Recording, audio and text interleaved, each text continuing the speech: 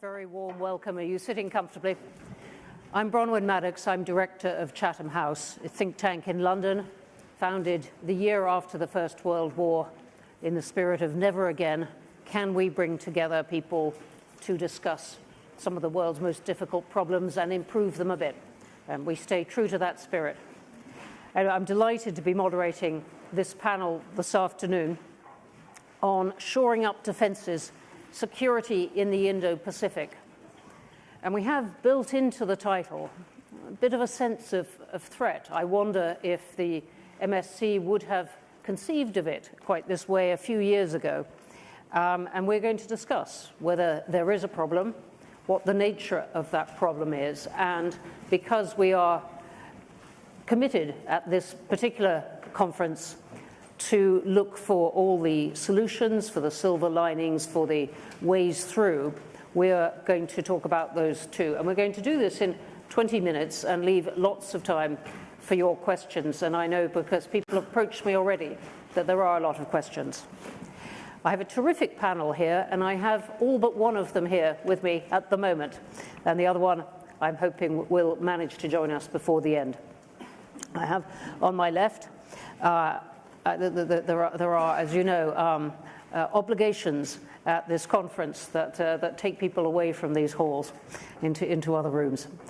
Mohammed Al-Sabri, the Minister of Foreign Affairs from Sri Lanka, thank you for joining us. I have on my right Fu Ying, who's the founding chair of the Center for International Security and Strategy at Tsinghua University and former Vice Minister of Foreign Affairs of China. And at the end, delighted to be joined by Lars Klingbeil, who's co-chairman of the Social Democratic Party of Germany. Thank you. And we may yet be joined by Benjamin Cardin, Senator, who is chairman of the Senate Committee on Foreign Relations. And he's here. Wonderful. You want to come and take the seat at the end? Senator, very glad you could join us. Adding that last bit of drama to it all. Well, very warm welcome. Let's plunge straight in. And I've asked the Minister Ali Sabri to start by just musing for a moment on whether there is a problem in the region. You represent a country in the region which is not China. You're not the United States. You're a country which sees it from your own perspective. What do you make of the invitation we've been given in this title to consider whether there is a threat to security in the Indo-Pacific?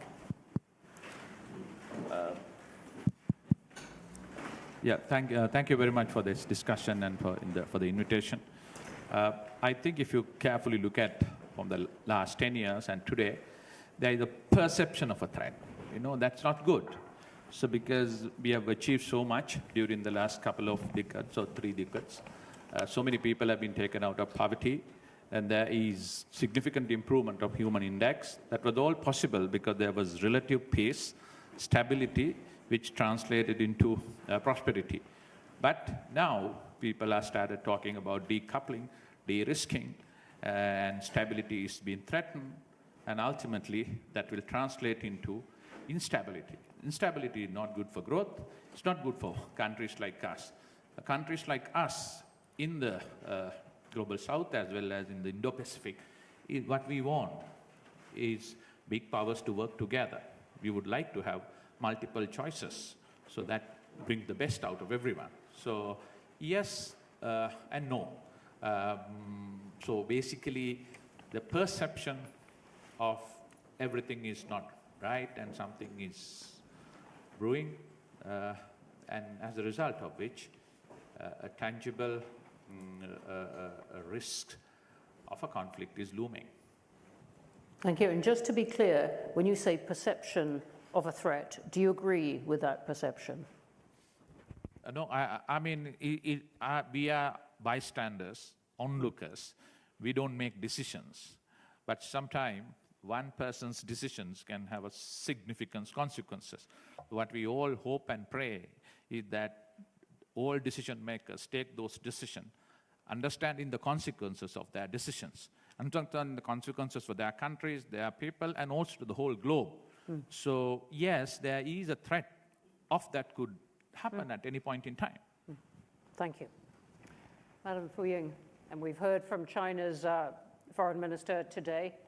Wang Yi, what do you make of this? Is there a problem?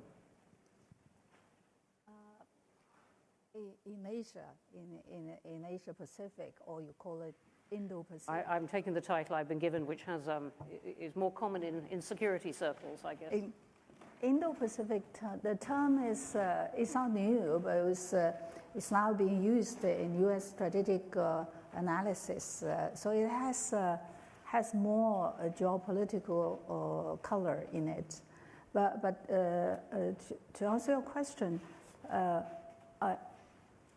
after listening to the speakers here in Munich for 2 days, I find I hope people should be more appreciative of the long peace in Asia. So I really want to echo the minister. In Asia, I think in the past decades, there is a stability and great economic progress. Asia put together is 40% of the global GDP. When they started, I think in the 1990s, it was 15 to 19, something like that. So the reason for the main role played in Asia, I think it's ASEAN. We call it ASEAN centrality. ASEAN led regional cooperation. We started with a lot of mistrust, but through the years, through quiet, honest discussions, we managed to raise the trust. In the meantime, we started lots of economic cooperations, and there were differences, but we grew the habit of discussing the differences in the corridors. We even created retreats. I was a young diplomat when all this started. I went through that. So the result now, we could see the result is that in the region, there is a basic consensus about common security. Here, when we talk about security, honestly speaking, I'm not comfortable hearing this security sense of us and they. It's my security, my allies' security, and not the rest of the world. I don't know where we are when the Europeans or Americans talk about security here. But in Asia, I think there is a strong sense of common security. Every country is entitled to defend its security, to protect its own interests. But when the interest clashes, countries should engage in negotiations, in talks, in consultations, avoiding conflict. And in most cases, some of the differences, like territorial disputes, is quite difficult to solve. But countries are able to shelve them or put them in oven and kind of keep on engaging discussions on the differences. In the meantime, let the cooperation, let the partnership move on. But even on the difficult issues, China, ASEAN members managed to reach DOC. Minister Wang Yi mentioned the DOC, and we're discussing about COC. Minister Wang Yi, he came to Munich a number of times, and you notice he used to talk a lot about China, about the region, and today he talked about the world. He started with the world. He talked about how China is going to play a stabilizing role in the world in terms of the relationship among major countries, in terms of regional issues. So it's also a kind of, you could see there's intention on the part of China to share the regional experience. And also in China's, I think China's global initiative, the global initiative on security, very well summed up the Asian experience, Asian sense of common security. Well, I'm going to come back to this question of common security, but one of the reasons we're having this discussion is because of China's interpretation of common security, which doesn't always, to other countries, sound like common interest. And I remember Wolfgang Ischinger pushing Minister Wang Yi on the platform here last year quite hard, not just on Taiwan, but on questions of other countries' rights to move around the South China Sea and so on. So do you recognize their sense of tension? On the South China Sea, it has always been a difficult issue between China and the other claimants. When we started with the ASEAN relationship, that was really the hard part. But I think in DOC, I don't think it was it was very satisfactory to China. Every claimant would want to have it all. But I think that it's a kind of constraint China exercised with the other claimants to say that, okay, if we disagree, we can continue to talk, but we should not move further in exacerbating the tension or the conflicts. But maybe we talk about it. I think things are changing a bit, and I think the American role is a concern. But let's come on to that. We will unpack that. Senator, I wonder if I could come to you now. All common interest, common sense of security, or is there a problem? There's a problem. First of all, thanks for having this panel. Thanks for recognizing that we need to deal with the security in the Indo-Pacific. As Secretary Blinken has said, we want to cooperate with China where we can. We'll compete where we must, but we do not see conflict. The Indo-Pacific has been a priority for the Obama administration, the Trump administration, and now the Biden administration. We recognize the importance of this region, as has been pointed out, the growth, the economic power, the population. It's an extremely important area. But you said, is there a problem? We perceive problems in this relationship in the Indo-Pacific. The South China Seas represents the greatest shipping channel in the world as far as commerce is concerned. China has taken direct steps against use of international law to resolve these issues. We take a look at the future of Taiwan, and we see a threat to whether it will be resolved peacefully or not. We talk about peace in the region. We want to maintain peace in the region. We see human rights violations, the Uyghur population that is well beyond standards of international law. That's something that should be of concern to the international community. And then we see the way the PRC participates in the economic order. Very important country. We want to compete with China, but they don't want to play according to established international rules. So all these issues make it important for us to strengthen our resolve within the region. And that's why you've seen in recent years a much closer cooperation, the Camp David Accords between South Korea and Japan, traditional challenges between those two countries, two allies of the United States in the West. We were able to get a common understanding to deal with maritime issues and cooperation. The Quad with India and Australia and Japan. The U.S.-Japan relationship much stronger. Japan willing to come up to NATO standards in regards to their defense budgets. And the list goes on and on. In August, dealing with the advanced submarines with Australia and the United States. We are paying a lot of attention, but I will acknowledge we want a peaceful Indo-Pacific. We want to engage and work with China. We want to cooperate. We want to work with all partners. But we have to be realistic that the belligerent type of activities in the South China Seas and the type of conversation in regards to Taiwan has us deeply concerned. Senator, thank you very much indeed. And Lars Klingbeil, let me turn to you. Germany, obviously, long history of engagement with China, one of the first countries to do that. I remember back in the 90s when I first started going to China, already German companies had made many alliances there.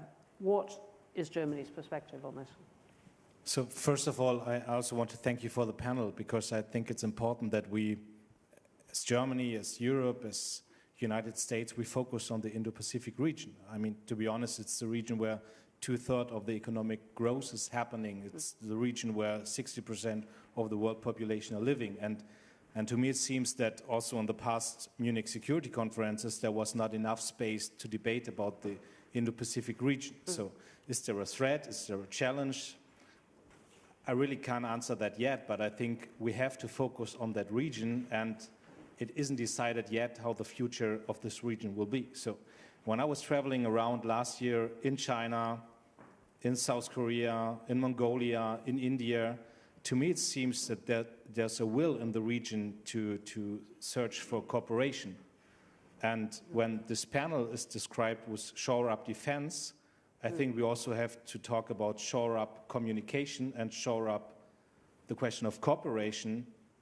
And we have to focus on economic question also and the question of resilience of society. So I think that it's not decided yet if there will be a geopolitical, geo-economic, geostrategic conflict.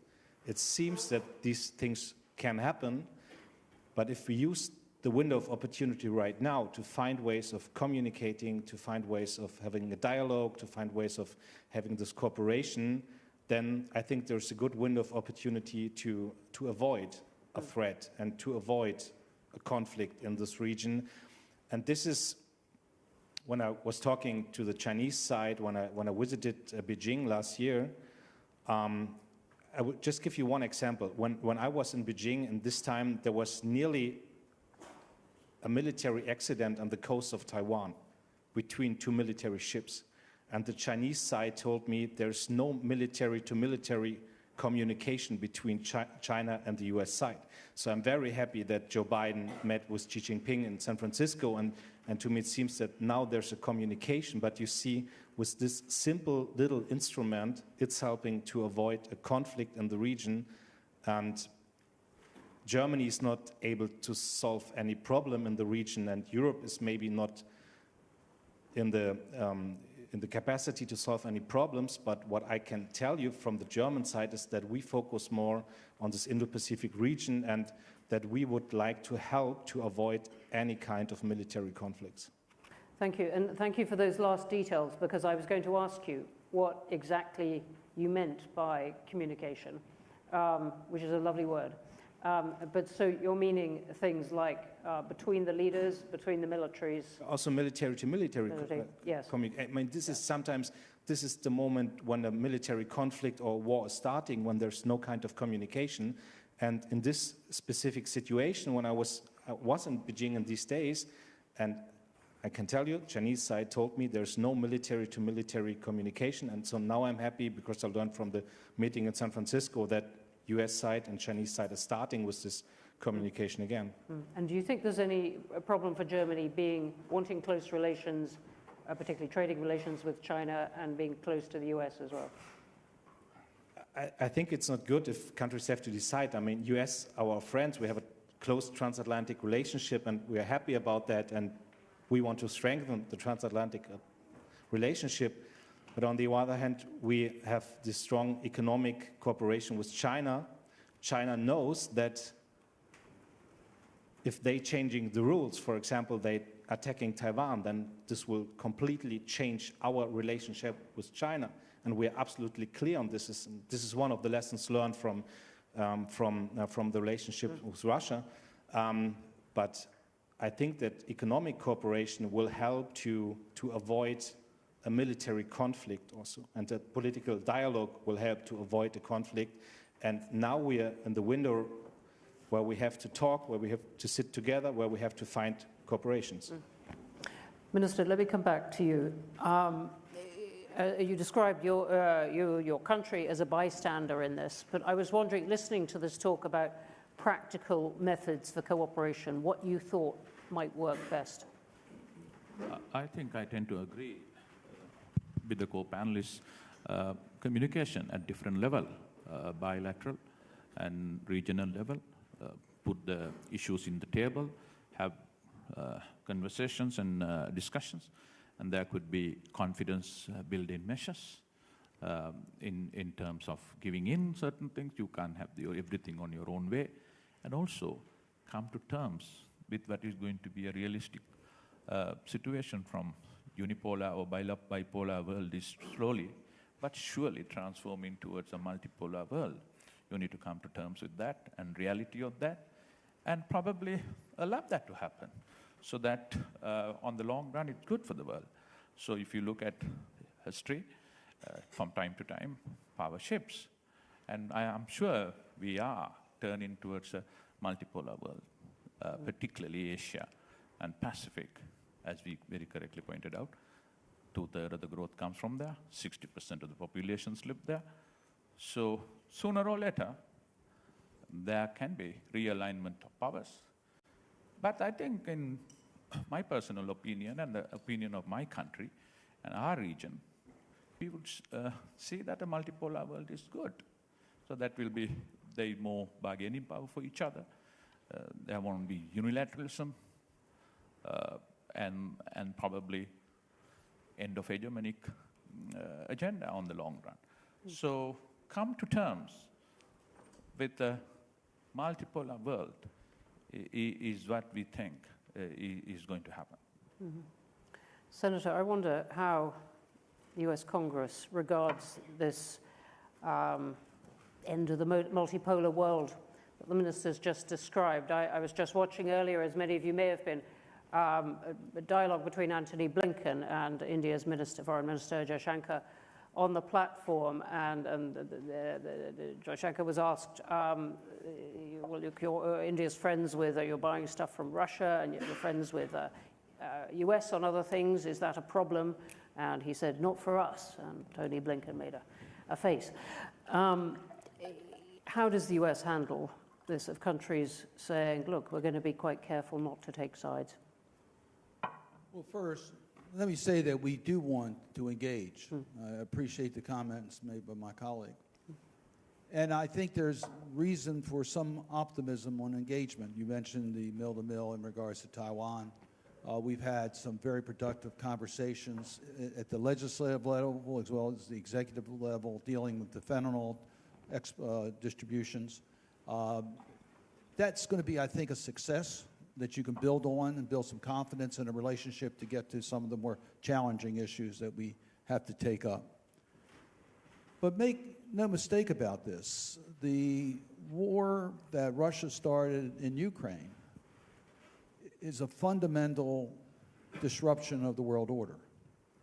It has impact well beyond Ukraine and its neighbors in Europe. It has effects in the Middle East and in the Indo-Pacific.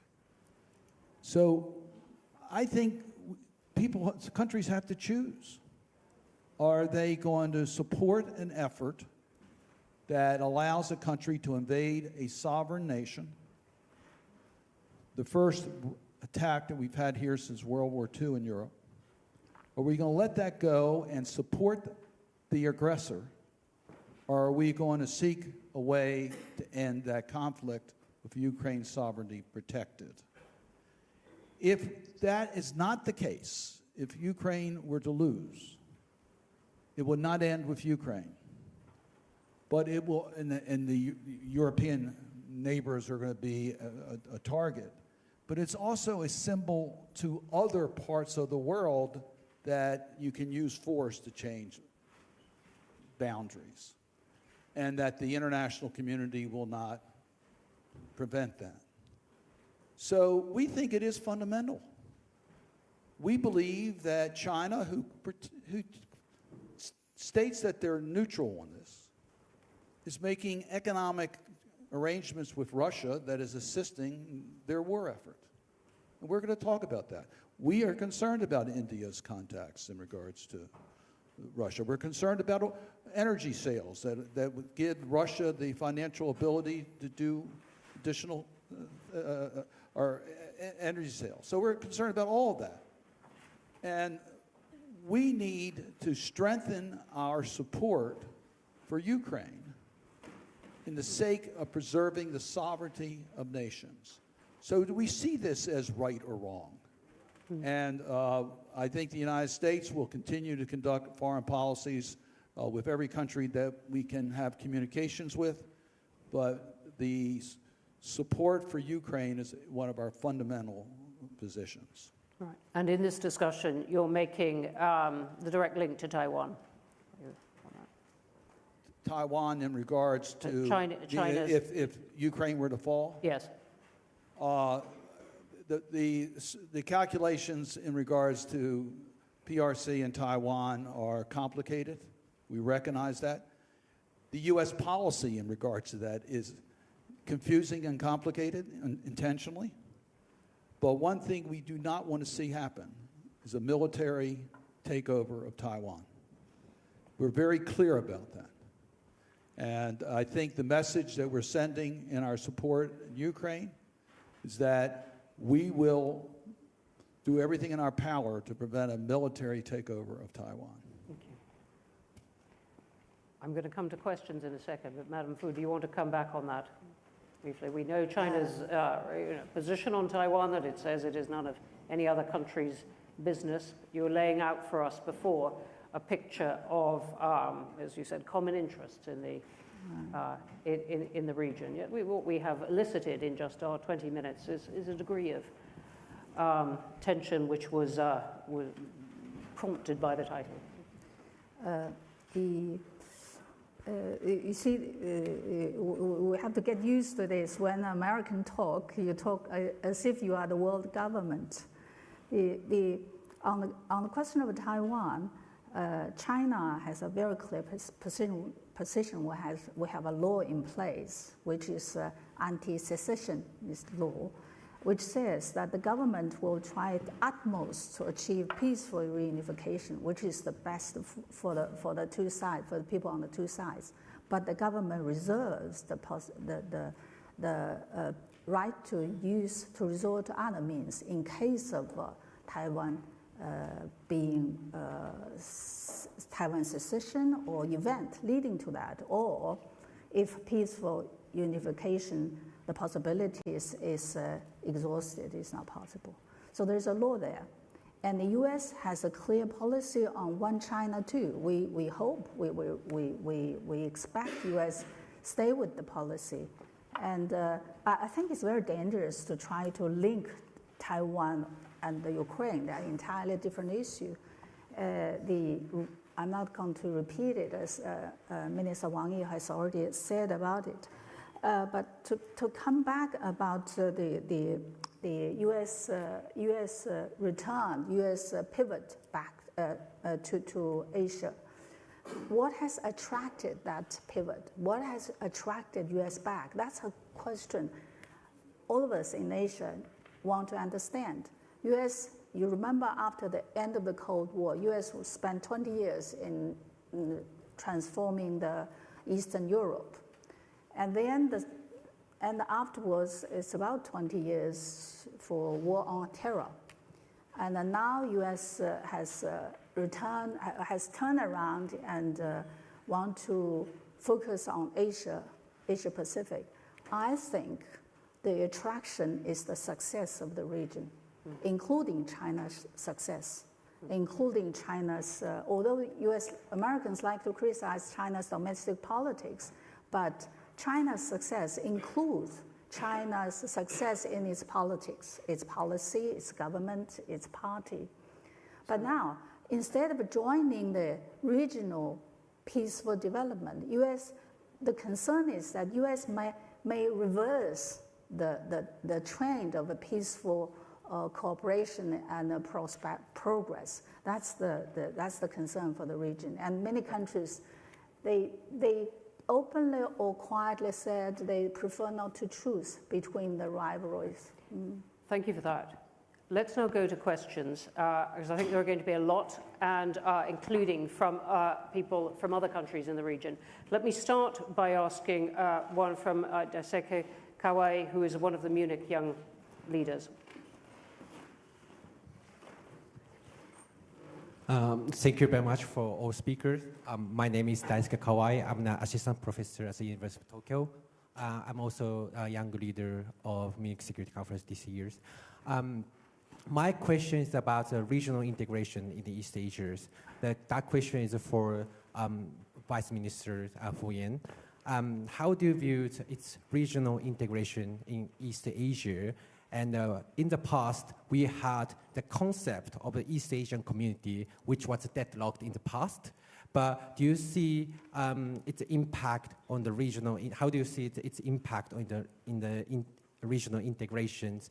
And do you see China playing a vital role in regional integration in the Northeast Asia? And how, do you feel any strategic pressures from the existing framework in the Indo-Pacific, such as AUKUS, Quad?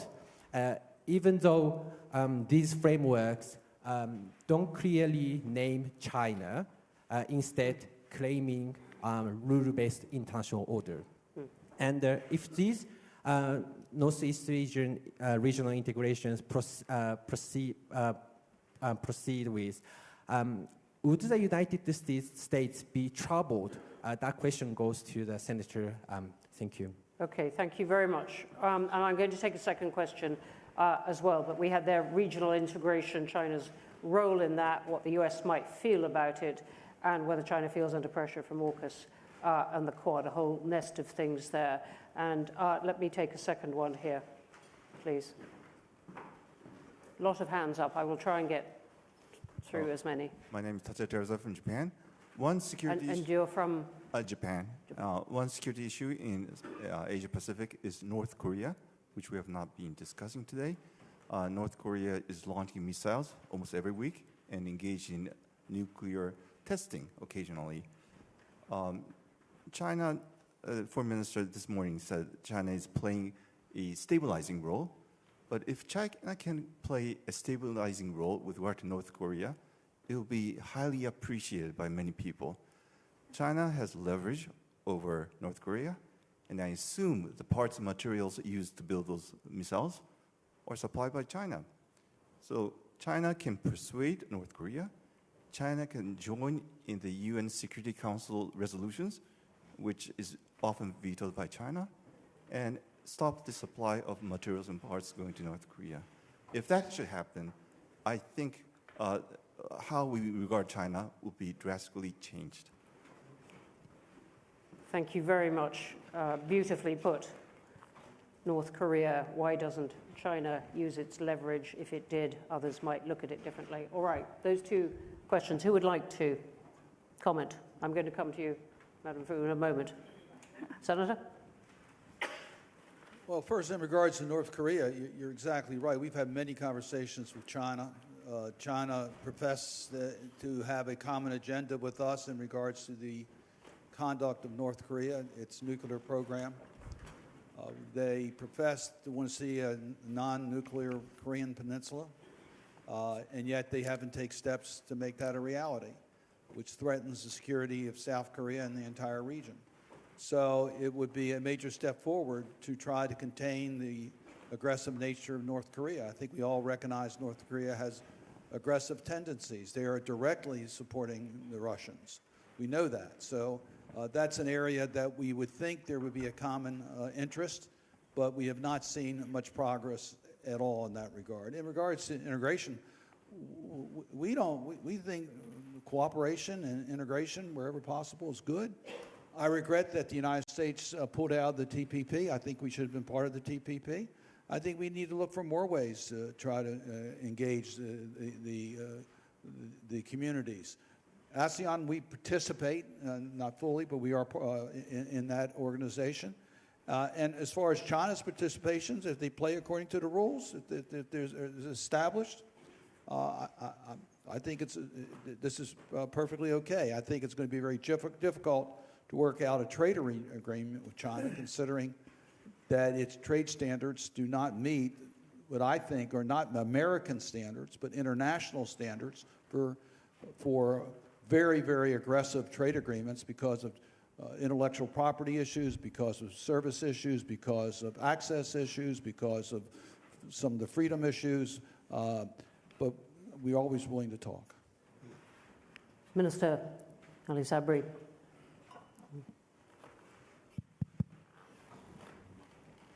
No, I think best way to get over this is continued dialogue once again. that's the way we are going to resolve this. And By this you mean North Korea? even on the Even on North Korea, right. even on North Korea, I think China can play a stabilizing role if they have the power and they have the leverage. They can do that. They have done it in many areas. One example is what they have been able to achieve between Iran and Saudi Arabia. They played a stabilizing role. So taking a leaf out of it, they probably will be able to do it, and we look forward to do that. But I think it's, when you listen to all the questions, everyone wants a stable world, a peaceful world, conflict-less world, and tensions to come down. That could only happen through discussion and confidence building, and everyone must play a role towards it.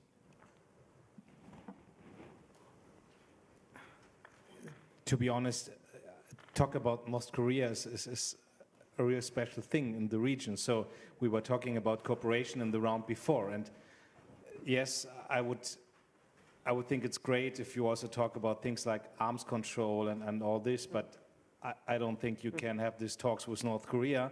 So I would say it's important that the rest of the region is going forward with cooperation, regional dialogue, and all of these questions. And you said Taiwan and Ukraine are different questions, and I would agree, but I think both is about the question, do we have a multilateral rule-based world order?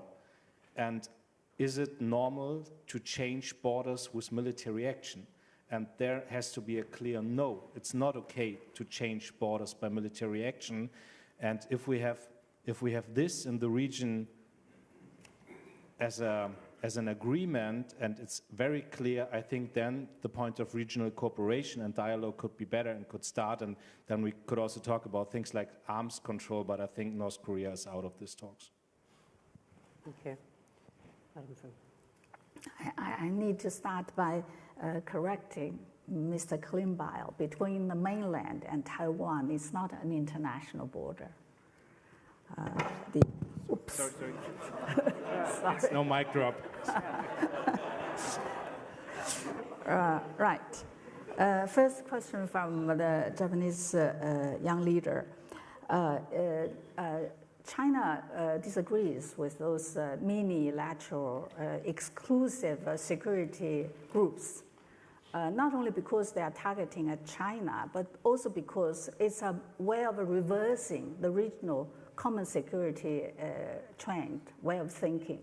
And I don't think it's helpful for the regional stability. And when I know there's a Washington echo chamber listing all those, China is like the source of all evils. Everything related to China must be a problem. But I don't have time to go through your list, but about South China Sea, is it safe? Is there a freedom of navigation and the safety of navigation problem? When you talk about the Red Sea, it's about the civilian ships. But when you talk about South China Sea freedom of navigation, it's not about the commercial ships, it's about military, about American military vessels, the freedom of American military vessels wherever they wants to go. If you want to know the safety of the civilian navigation in South China Sea, you could very well check with the industry, shipping industry, ask them. You'll find the premium doesn't go up, never go up because of any tension in South China Sea. Freedom of navigation of civilian ships has never been a problem. So it's just an excuse.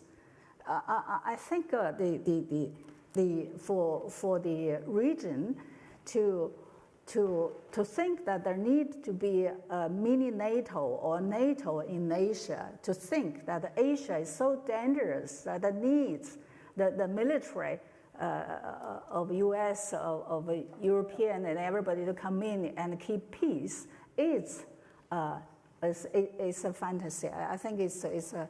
Okay, so... I think that point is clear that you've made. Okay.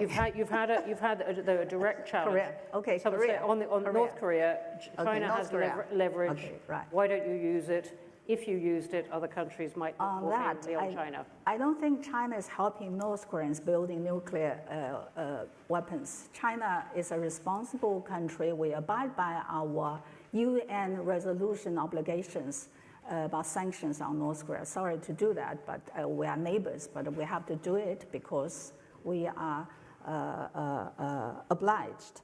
But for the Korean nuclear issue, China very much want US and North Korea to talk about their security concerns with each other. The North Koreans, if you ask them, they only want to talk with Americans. And China did manage to organize the six-party talks from 2003 to 2007. There was no nuclear test, no missile launching throughout the six-party talks. But the United States pulled out. They couldn't commit, couldn't implement what it was agreed to six-party talks. And then in the rest of the years, there was so-called strategic patience, which means doing nothing. And then the North Koreans just continued testing. I have lots of strategic patience, but we have only 6 minutes, I'm afraid. So I'm going to take three more questions. I'm going to take 3 more questions, and then everyone will have about a minute to reply. Here, please.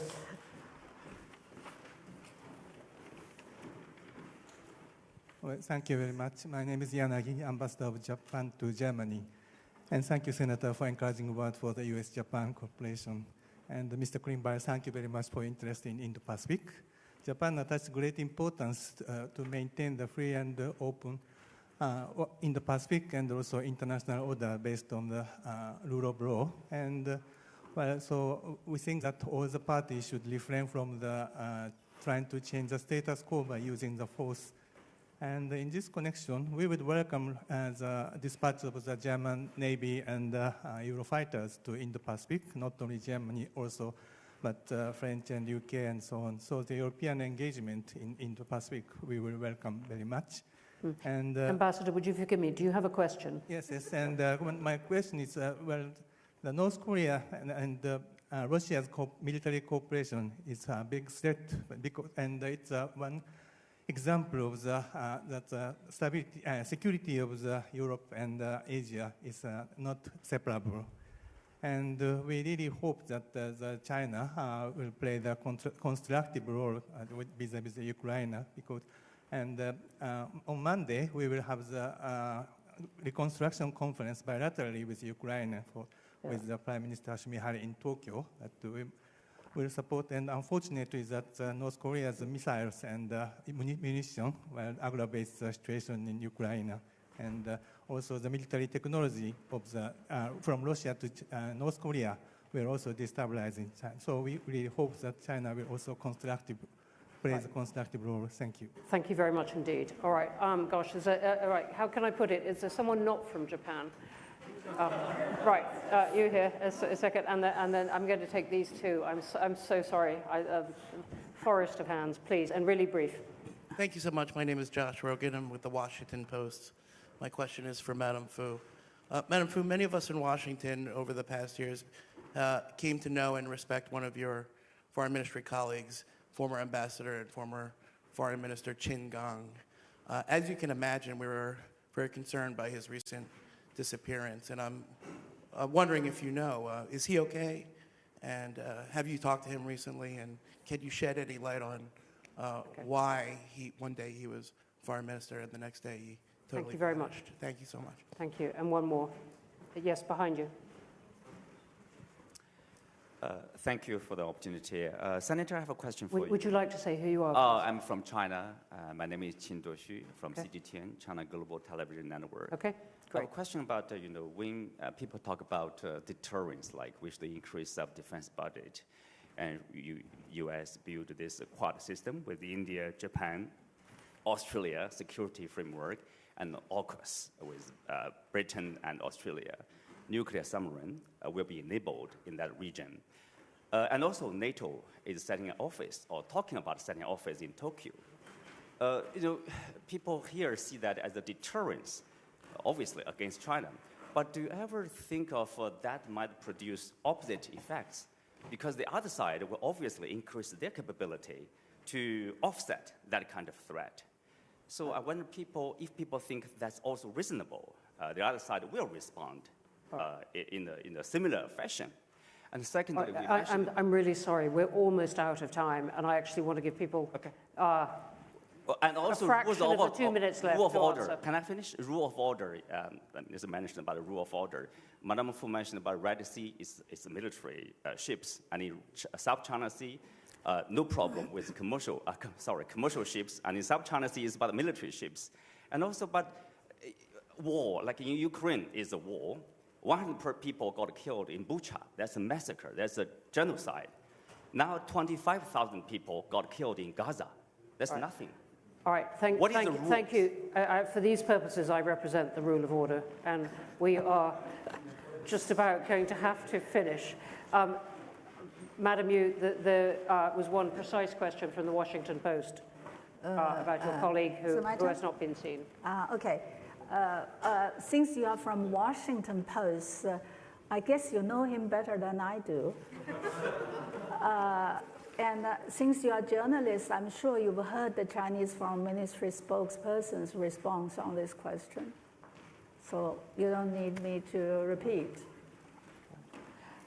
On that note, and I'm afraid we don't now have time to get the answers, but they were eloquent questions, which said a lot about people's views. And thank you very much indeed for the questions. They were terrific questions, and there were lots more coming, but we have no more time. So we're going to have to stop. Please join me in thanking this wonderful panel.